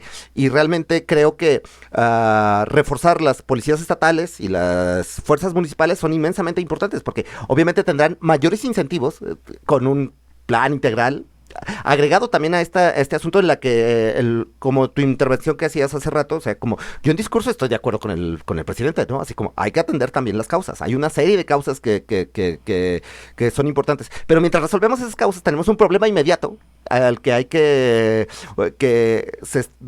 desde el que se está ejerciendo violencia, y entonces en los cual hay que tener una respuesta de violencia más inteligente, es lo mínimo que le pide a un Estado, pues, ¿no? No, y que además me parece a mí que debe ser el papel de la izquierda asumir ese problema desde un carácter mucho más racional, que realmente es aquí yo creo que un poco la preocupación que nos invade a todos, que digamos, si Sheinbaum no lo resuelve, y de repente en las siguientes elecciones llega Samuel diciendo yo voy a poner el sistema de Bukele en todo el país, pues va a tener muchísimo éxito justamente por eso. Pero digamos, la izquierda tiene que sobrepasar esa situación inercial, por así decirlo, en la que, o reactiva, en la que a veces pueden caer las personas. Es comprensible, digamos, que hay una desesperación por la situación, pero, digamos, ¿hasta qué grado eso no nos puede llevar o acercar a un estado mucho más dictatorial, mucho más autoritario? Es digamos, como... queda ahí siempre el miedo, ¿no? Y si no es la izquierda que es responsable, que se da cuenta de que tiene que ser así, que por lo menos, digamos, se compra el discurso, pero por lo menos dice que hay causas, que es una situación más compleja y todo lo demás, bueno, por lo menos, pero justamente si no lo resuelven de esa forma más compleja, entonces da la oportunidad de que la forma más sencilla, más simple y por ende también la más brutal sea la que se imponga, ¿no? Al final. Sí, comparto eso. Sí. Creo que tiene razón. Creo que justamente el populismo el populismo autoritario de derechas, por decirle de alguna forma, sí tiene este discurso lumpenizante del crimen, de sus orígenes y de sus soluciones. Y creo que sí es mucho más complejo. Tanto es así que hay que complejizar el análisis de la situación. Entender que hay una alta probabilidad de que también el tráfico de fentanilo y la forma en la que estamos viendo recrudecer la violencia desde no solo desde 2018, antes, desde el 2016, 2016 a la fecha, tiene que ver con que México es un escenario de operaciones de una guerra proxy entre China y Estados Unidos, que es inmensamente sospechoso que un país tan inmensamente vigilado, tan inmensamente capaz de controlar sus fronteras y como lo es China, permita el tráfico de precursores de fentanilo hasta México, que es el principal distribuidor de fentanilo, que es el principal problema de salud de su competidor geopolítico, ¿no? O sea, esta ironía histórica de que la guerra del opio ahora está fluyendo del lado contrario, también es una posibilidad. No digo que está ocurriendo, porque también puede ser conspiranoia jalifesca, ¿no? Pero aún así, tener esas variables en el análisis de este problema inmensamente complejo.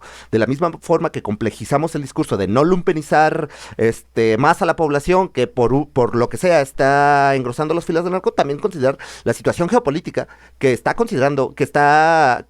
provocando esta situación. Totalmente. Digamos, no solamente es el origen y la producción de las drogas, que digamos ya en sí mismo es un problema tremendo para toda América Latina, sino, como lo hemos comentado también en el programa, las razones por las cuales las personas en Estados Unidos o Europa empiezan a tener que tomar, digamos, el medicamento para poder seguir existiendo, ¿no? Para soportar, digamos, cierta carga laboral, ciertas presiones de la vida. Que además está asociado con enfermedades de salud mental, pero bueno, creo que ya nos salimos un poco sobre el debate. Les propongo que vayamos al siguiente audio que tiene que ver con las remesas. Venga. Primero quiero saludar a los mexicanos y mexicanas que están en el exterior, particularmente Hola. a los paisanos que están en Estados Unidos, más de 30 millones de mexicanos. Decirles, agradecerles, por supuesto, por las remesas que envían a nuestro país, también reconocerles el trabajo que hacen para fortalecer la economía de los Estados Unidos. Siempre vamos a apoyarlos, siempre vamos a estar con ellos, siempre vamos a defenderlos. Esa siempre será nuestra política. Este es uno de los elementos que muestra muy bien para mí la contradicción de este gobierno, porque por un lado festejan, como acaban de escuchar, el papel de los mexicanos en Estados Unidos y su sin duda fuerte aportación. Cada año tenemos un nuevo récord de remesas, es decir, que gracias a los mexicanos que viven allá, millones de mexicanos en el territorio mexicano pueden sobrevivir y más o menos mantienen una vida más o menos digna, tampoco es más que eso, pero ¿por qué no hay ahí la complicación del asunto de decir, ok, entonces sigue habiendo muchos mexicanos que se tienen que ir a Estados Unidos, porque la mayoría yo creo que es fácil de asumir que no lo hacen porque les encanta tanto irse para allá, sino simplemente por desesperación optan por ese riesgo, que incluso si te vas de manera legal es un riesgo muy grande porque tampoco sabes cómo te va a ir allá. Y segundo, que también se autofestejan en el gobierno actual por el llamado superpeso, que el tipo de cambio está mejor que en la época de Peña Nieto, que ni siquiera es cierto, pero más o menos bajó otra vez a un nivel más aceptable. Sin embargo, lo que implica esto es que entre mejor esté el peso con respecto al dólar, menos valen las remesas que mandan de Estados Unidos para acá. O sea, hasta ese propio argumento, siguiendo la lógica, hasta las últimas consecuencias, se contradice, porque no puedo festejar el superpeso y por el otro lado, al mismo tiempo festejar la importancia de las remesas, porque yo afecto la importancia que tiene eso para las familias mexicanas. Entonces, como lo quieras ver, para mí, no hay forma de que un gobierno que se autodenomine de izquierda festeje que haya tantos migrantes que se vayan para allá, que manden dinero para acá, y tampoco hay un gobierno de izquierda que festeje el tipo de cambio, como si eso automáticamente represente una mejora en el nivel de vida para la gente más pobre, porque tampoco lo es. Entonces, no sé cómo ven este punto. Creo que hay una constante que no creo que sea privativa de Morena, creo que viene en general de nuestros gobiernos, que es una incapacidad de generar una reacción no solo a largo plazo, sino con profundidad, dadas las condiciones que tiene enfrente.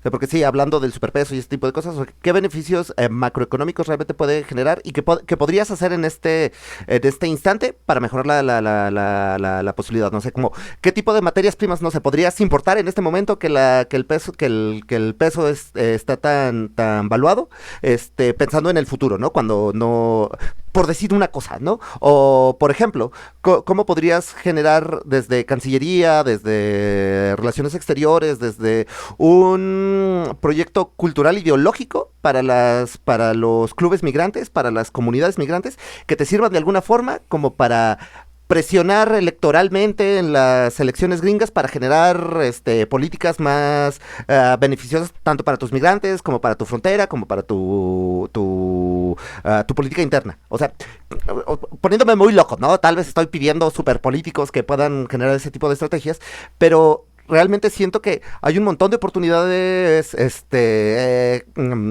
de las condiciones materiales existentes que nunca aprovechamos. O sea, pensar, por ejemplo, como en México en 2008, cuando todo colapsó por la crisis inmobiliaria y tuvimos estas crecidas del precio del petróleo, que tuvimos un superávit petrolero, ¿qué fue lo que se hizo? Se construyó la Estela de Luz, ¿no? Con ese dinero, ¿no? O sea, y suele ser sí, vi tu rostro de indignación, Chris.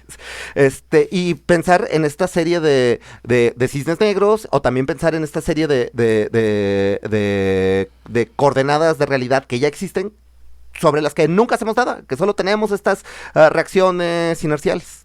Bueno, a mí me parece, digamos, que igual que en otras situaciones, a lo mejor no estoy tan de acuerdo contigo. Yo creo que un peso, digamos, fuerte tiene ciertos beneficios en términos comerciales. Por ejemplo, para las personas que van a importar cosas a Estados Unidos y el 80-85% de las reimportaciones son hacia Estados Unidos, les beneficia tener un mejor peso. O sea, eso sí, sin duda, hace que por lo menos entre más dinero a México. También, por ejemplo, en términos de la deuda, si la deuda está en dólares y los dólares valen menos pesos, puedes, digamos, solventarla mucho más sencillo. Aunque, claro, tiene las otras consecuencias. Yo no creo que, digamos... Es cierto, no nos dice, no es necesariamente en sí mismo un dato positivo. No es en sí mismo un dato positivo. Nada más una pregunta muy breve. Siguiendo tu lógica, ¿por qué de ningún producto, o por lo menos yo no me di cuenta, bajaron los precios en México, en pesos? No, claro que sí, pero lo que pasa es que... Hubieran tenido que bajar, ¿no? Sí, claro, y están bajando algunos, pero depende de cuáles sean los que se están importando de Estados Unidos. Por ejemplo, instrumentos musicales y una serie de productos un poco más de lujo necesariamente disminuyen porque constantemente se valoran respecto del dólar actual. Muchas de las tiendas tienen que estar haciendo eso constantemente. Pero, digamos, si ya te vas a otra serie de productos, puede que ese efecto no sea tan visto e incluso puede tener el efecto secundario que tú acabas de mencionar con los migrantes. Yo lo único que digo es que no es tan sencillo, digamos, ver cómo eso va a repercutir a posteriormente. Porque, digamos, hay una razón por la cual, por ejemplo, el dólar canadiense se parece mucho al dólar estadounidense. Uh-huh. Y en gran medida tiene que ver porque comparten matrices productivas. Digamos, es un reflejo también de la integración que tienen sus economías. El hecho de que el peso se esté integrando, digamos, esté ganando fuerza, es también un indicador de la integración económica en términos de inversiones entre México y Estados Unidos, que de hecho es muy acorde a lo que habíamos mencionado. China está saliendo del contexto geopolítico, necesariamente Estados Unidos va a buscar otros países más cercanos para promover su desarrollo.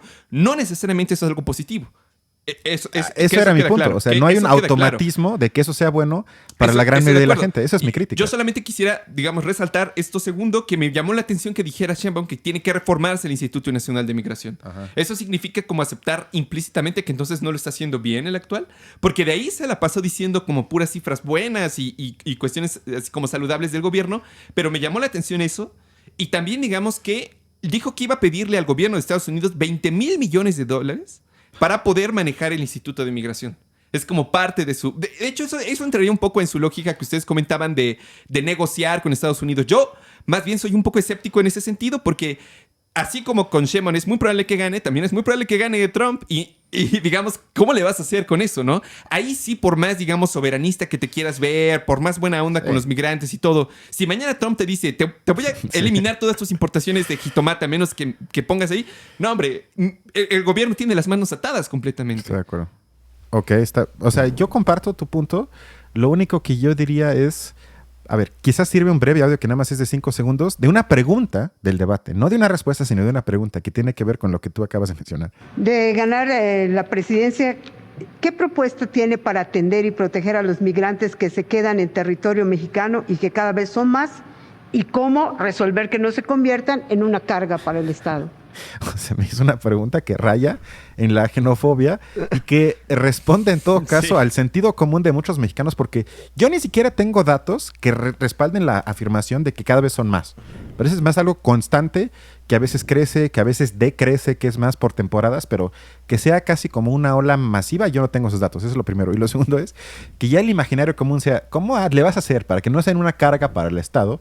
Lo cual obviamente nada más es una forma para no decir cómo no sean una carga para ti, para tu familia, para los mexicanos, que sí somos de aquí. Y no, bueno, ya el fraseo de la pregunta ya es ideológicamente para mí peligroso, porque no analiza esto, como también dijo Moy hace rato, ahí ya estamos en la lógica de argumentación de muchos países europeos que si fuese por ellos dirían quiero 0 migrantes. Ya deja que quiero un número 100,000, 150,000, sino quieren ceros porque tienen la fantasía de que lo único que aportan es mayor delincuencia, competencia no bien vista en el mercado laboral y por ende una especie de un aumento en el juego del hambre que entonces la fórmula es que entre más migrantes hay, más aumenta la posibilidad de que mi nivel de vida baje, cuando también se podría dar la perspectiva contraria, decir, a ver, quizás hasta eso aumenta entonces la fuerza laboral, la fuerza productiva y muchísimas cosas que podrían verse como potencialmente benéficos de un mayor flujo migratorio, pero ya en la pregunta está vista como algo malo, en todo caso malo que hay que manejar.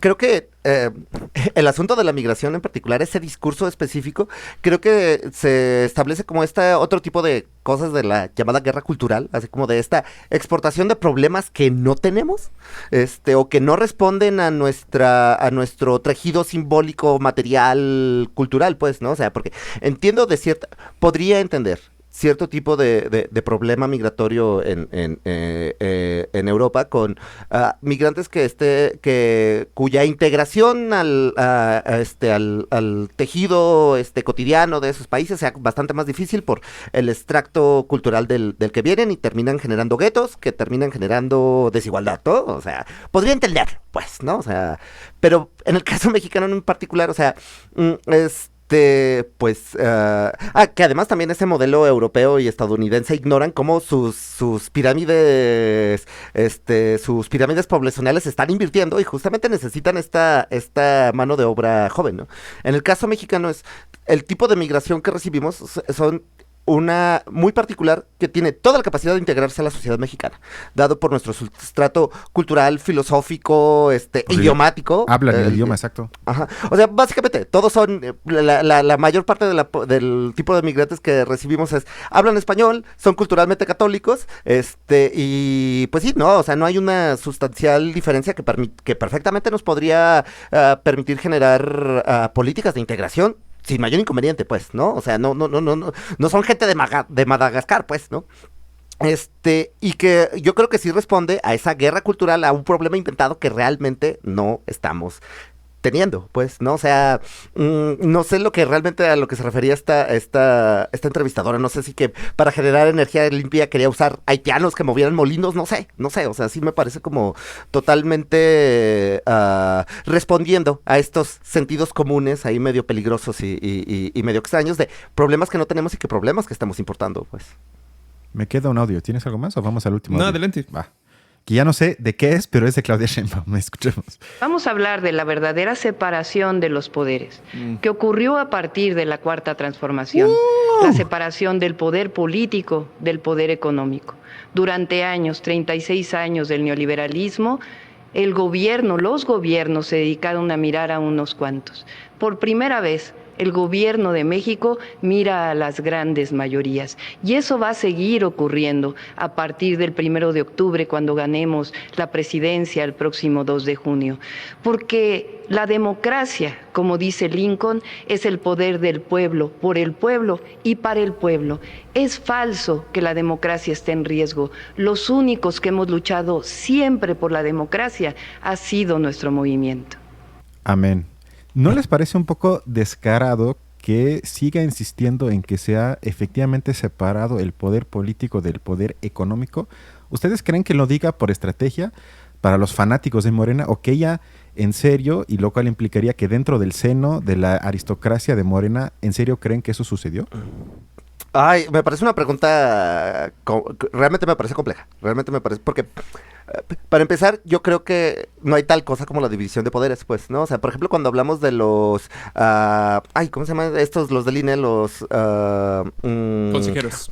Los consejeros, que son escogidos por las facciones de los partidos, ¿no? De la misma forma que los magistrados, que los jueces son elegidos por las cámaras que también están respondiendo a poder político. O sea, realmente creo que esta idea ilustrada de la división de los tres poderes, para empezar, me pareció un mito oscuro y confuso, que realmente sería como decir que sería como suponer que en los administraciones anteriores, la de Obrador, los presidentes no presionarán a los magistrados. Pues no, por supuesto que respondían a ese tipo de intereses. Pero sobre el poder político, volviendo a esta idea, no sé realmente si lo crean de verdad, si tengan este sentido, o le esté hablando a esta masa votante, que sí responde a eso. No sabría decirlo, y no sé cuál de las dos me parece peor opción.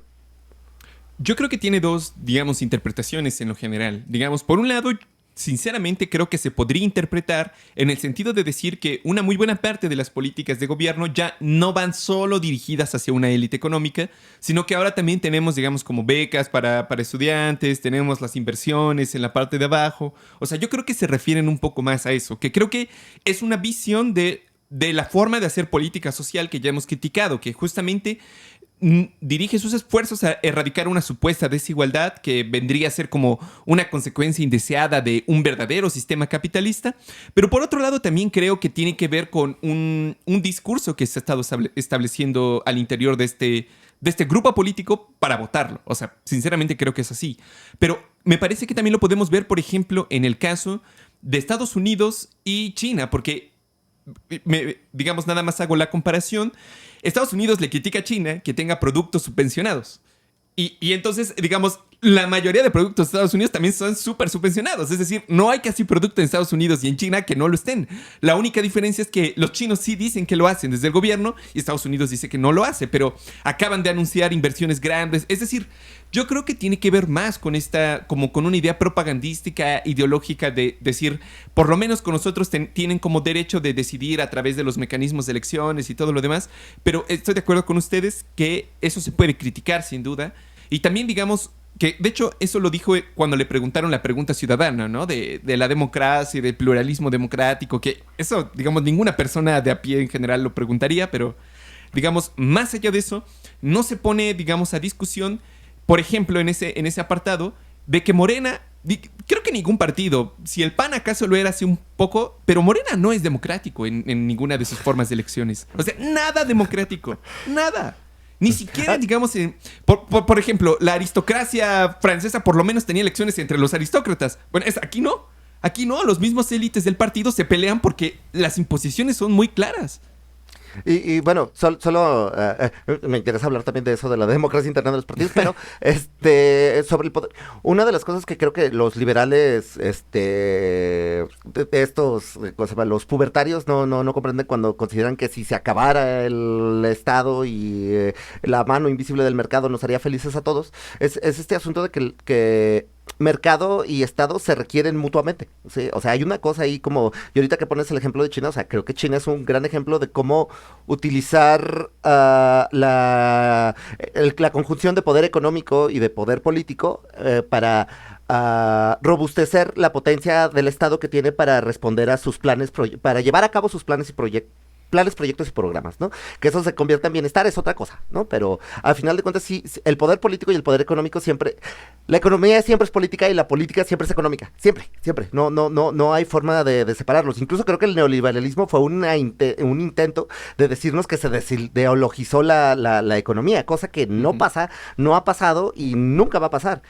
Yo creo que tiene que ver más bien con el enfoque hacia dónde se van los beneficios de esa combinación de fuerzas fácticas. Y lo que es como súper triste bueno, básicamente en todo el mundo, es que esa combinación pues va justamente a manos de los privados, ¿no? A manos o sea, por eso es capitalismo, ¿no? Porque los recursos se quedan en los capitalistas, ¿no? Yo no estoy en desacuerdo que el poder económico y el poder político dialoguen, no lo estoy, pero el problema es que tenemos un lumpen empresariado, y no tenemos una burguesía nacional que genere una economía mucho más sólida, como por ejemplo si pasó en China o como ha pasado en Vietnam o incluso, bueno, son los ejemplos que ahorita en los que puedo pensar. Sí, o sea, yo también eso iba a decir, que la política económica es el punto y que no se debe de partir de la fantasía que esas se pueden separar, sino que se tendría que discutir de qué manera políticamente se empuja la economía o cómo se llega a ciertas políticas económicas que responden a un proyecto ideológico más izquierdo o más de derecha. Pero bueno, para terminar, como ya confesé que no soy liberal, les voy a pedir de manera autoritaria, algo que se supone que no se pide, una recomendación de voto. Quiero que comiencen diciendo yo recomiendo y que lo hagan en, por favor, menos de un minuto. Yo no quiero rollo. Entonces, no sé quién quiera comenzar. ¿Por qué no comienzas tú? Ok. Yo recomiendo no votar. ¿Por qué? Porque, y creo que lo he tratado de argumentar en todos los episodios de los últimos ya casi años, de que no veo proyectos opuestos, ni programáticamente, ni discursivamente, y mucho menos fácticamente en los hechos, comparando ya materialmente los últimos 6 años de gobierno con los 6 años de Peña Nieto y los 6 años de Calderón. Para mí es una diferencia estética que se ejerce sobre todo en la mañanera, pero que la vida de la gente no ha sido afectada de manera positiva como se nos prometió. Tampoco veo que gane quien gane, que creo que va a ser Sheinbaum, eso pase en los siguientes 6 años. Por lo tanto, yo propongo y recomiendo que no vayan a votar, y ojalá lo haga mucha gente, es decir, que no vayan a votar, y de esa manera por lo menos asuman que el descontento con las opciones que tenemos es grande. Yo recomiendo no votar por Xochitl. Es mi recomendación profunda. Más que nada porque tengo mucha curiosidad de saber qué va a pasar cuando se desintegre, cuando tengan este claro colapso, este enfrentamiento con la realidad del país, los partidos que actualmente son la oposición, pues, ¿no? O sea, me gustaría ver qué ocurre, qué tipo de oposición surge, porque realmente sí tendría que ser inmensamente masivo el abstencionismo. O sea, de verdad, así, sí, 89, para que tuviera algún resultado. Y por otro lado, sí entiendo que Maynes no va a ganar, la verdad, o sea, pero quien quisiera votar por Maynes, quien coincida con su agenda, que su agenda le haga sentido, que le parezca racional, ese tipo de cosas, votar para demostrar que esa agenda le importe. Y en el caso de Claudia, lo decía muy bien esta Denise Merker, la Denise no mala, que lo que terminó haciendo Andrés Manuel, el núcleo duro de sus votantes, es una serie de personas que se sienten visibilizadas, pues, ¿no? Que se sienten vistas, sin importar que sea estrategia electoral, que solo sea una forma de haber alcanzado el poder. Más allá de eso, hay una cosa que ocurre, y queramos que no, yo realmente sí creo que modificó muchas de las coordenadas en las que está funcionando la política actual. O sea, va a haber una política antes y después de este sexenio, con las consecuencias, con lo previsible que sean estas elecciones. Entonces creo que es el momento justamente de replantearnos las agendas que nos interesan y hacer justamente esta crítica. Por ejemplo, problematizar este tipo de cosas. Por ejemplo, una lectura no ingenua, sin ser infantilmente de izquierdas, para hablar, por ejemplo, del ejército, para hablar justamente de soberanía, para hablar de este tipo de cosas que la izquierda bienquedista, liberal, los ha convertido en tabú para que lo hablen desde estas coordenadas ideológicas. ¿Vale? Ok, bueno, yo tendría, digamos, como así rapidísimo, yo diría que primero hay que considerar ciertas cosas. En primer lugar, digamos que ningún voto es de manera neutral. Es decir, anular el voto o no ir a votar implica ya una posición política. Digamos, en un sistema en el que va a ganar la fuerza más evidente, no votar de alguna manera es apoyarlo, o un voto indirecto, porque estás dejando, digamos, como no le pones fuerza, no te opones. Entonces sale, digamos, como cuchillo de mantequilla. Eso por un lado. Por otro lado, en segundo lugar, que en realidad los votos dentro de la democracia liberal tienen que ser criticados, que en realidad es una muy poca participación política la que se nos deja. Ojalá fuera más que solamente votar, ojalá, digamos, se tradujera también en propuestas distintas. En tercer lugar, digamos, mencionar que no se vota por programas. O sea, eso yo creo que es de las cosas que a veces es más importante que es entender. Bueno, los votantes que lo hacen, digamos, en términos ideológicos, son muy pocos, cerca del 8 o 5% de la población. Pero aún así, Yo siento que más allá que votar por agendas políticas, prácticamente lo que votamos son élites políticas particulares que van a pelearse en el Parlamento o en este caso en el Congreso y que van a tener que, digamos, las decisiones van a ser un resultado de un choque de fuerzas, de un ajuste de fuerzas. Por lo menos eso ya hemos avanzado en la política nacional. En cuarto lugar, que digamos, votar por MC, por ende, digamos, de acuerdo con mi primer punto, no es un voto neutral, sino que justamente MC también tiene figuras sumamente de derechas y que yo creo que, digamos, incluso el riesgo más grande a futuro de un gobierno fascista viene de MC, justamente por Samuel García, desde mi punto de vista. Okay. Entonces hay que tener cuidado en ese sentido. Y ya, finalmente, yo diría, a nivel nacional, no votar porque finalmente, si así no lo prefieren, finalmente Sheinbaum va a ganar. O sea, esa es casi una tendencia inevitable. Entonces, me parece que tiene más sentido como voto de protesta, pero a nivel local yo tendría cuidado, digamos, porque es una elección mucho más competida, al menos aquí en la Ciudad de México, y yo votaría por Clara y no votaría por Taboada. Y a nivel, digamos, local, pues ya ahí depende de cada uno de sus opciones. Yo también invitaría, obviamente, un voto racional, pero no solamente un voto racional que considere las agendas, sino que también un voto racional que considere el panorama político en el que se van a mover esos candidatos. Ok, perfecto. Pues con esto terminamos el análisis. Perdona. Es que ahora que lo mencionó Balam, tengo que decirlo. O sea, creo que es como mi responsabilidad civil como zacatecano. Es justamente en el nivel local, creo que es como importante notarlo. Y creo que la responsabilidad de cualquier zacatecano es... Y yo sé que es como cortoplacista y entiendo lo simplón que podría parecer, pero cualquier voto que debilite el monrealismo en Zacatecas me parece fundamental. Que pase, que ocurre. Porque, o sea... Creo que ver cada vez que Zacatecas es trending topic en Twitter, creo que están los argumentos, habla por sí mismo, porque es una familia que tenemos que debilitar todo lo que se pueda.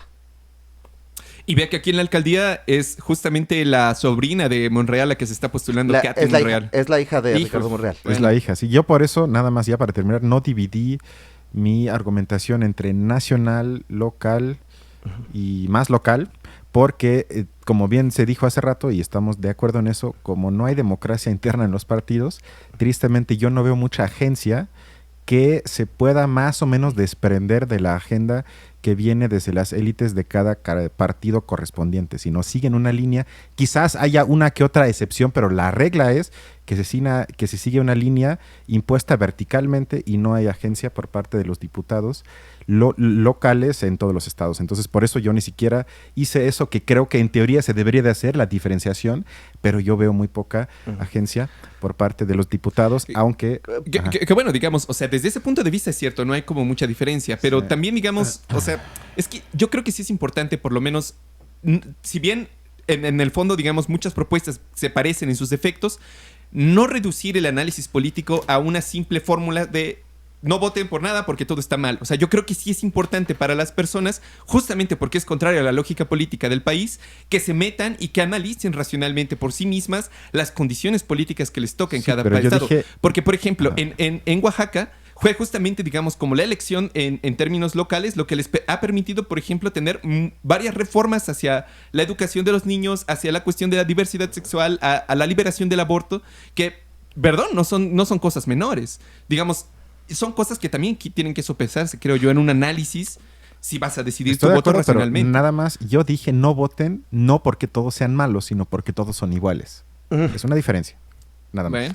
Y yo, bueno, siguiendo con el análisis, con la mención que hace Balam sobre este análisis, en mi caso la lógica tiene que ver con que una de las fórmulas del Senado es el hermano de Ricardo Monreal, Saúl Monreal, con Verónica Díaz, que fue la encargada de lo del bienestar, en general de los programas del bienestar aquí en Zacatecas. Entonces, se muestra que hay una alta posibilidad de que no ganen, pues, ¿no? Que terminen como en segundo lugar al menos.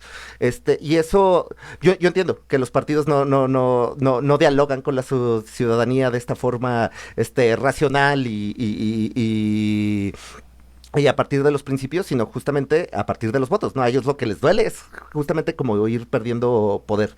Entonces, ese mensaje que se le mandaría a Morena Nacional de tenías a la encargada del bienestar, tenías a la encargada de las estructuras, de todo eso, y no ganó. y perdió. Y creo que sería una forma de restarles poder. Tal vez esté siendo ingenuo, tal vez sencillamente es así como, tengo tantos años padeciéndolos que estoy buscando cualquier tipo me estoy agarrando este clavo ardiente de esperanza, pero es mi lógica específica para al menos tener un propósito para votar de manera local en estas elecciones.